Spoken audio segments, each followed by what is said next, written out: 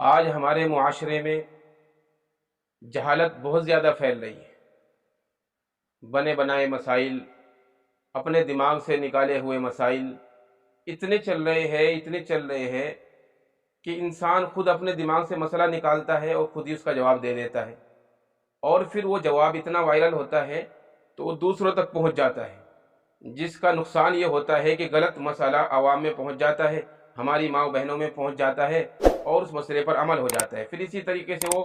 چلتا چلتا چلتا بہت زیادہ پھیل جاتا ہے۔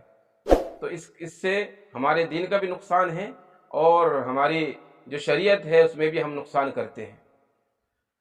تو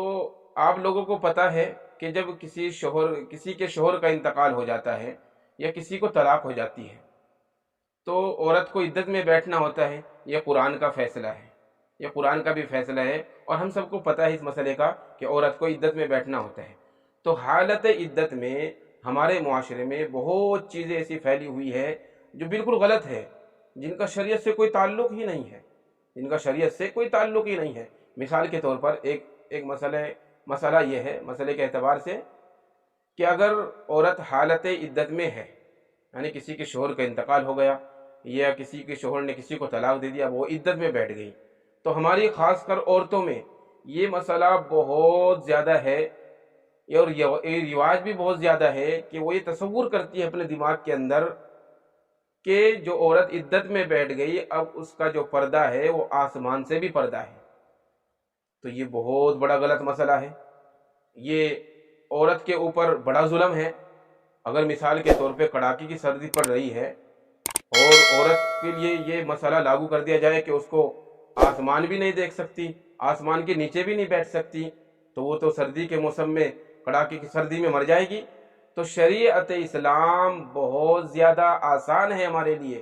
ہماری شریعت نے، ہمارے مذہب نے، ہمارے قرآن نے ہماری زندگی کے ایک ایک پہلو پر پورا کھرا اتر کر ہم کو زندگی گزارنے کا طریقہ بتایا ہے۔ تو یہ جو مسئلہ ہے، کیا حالت عدت میں عورت آسمان کے نیچے بیٹھ سکتی ہے یا آسمان کو دیکھ سکتی ہے؟ تو اس کا جواب یہ ہے کہ حالت عدت میں عورت اپنے گھر کی چہار دیواری کے اندر آسمان کے نیچے بھی بیٹھ سکتی ہے اور آسمان کو دیکھ بھی سکتی ہے۔ اس سے کوئی حرج نہیں ہے، نہ اس سے عدت میں کوئی فرق پڑے گا، نہ اس کو گناہ ملے گا۔ اس لیے ہماری مائیں بہنیں اس مسئلے کو بہت زیادہ سنجیدگی سے لیں اور اس مسئلے کو اچھے طریقے سے لوگوں میں پھیلائے، ماں بہنوں میں پھیلائے کہ حالت عدت میں عورت آسمان کے نیچے بھی بیٹھ سکتی ہے اور آسمان کو دیکھ بھی سکتی ہے۔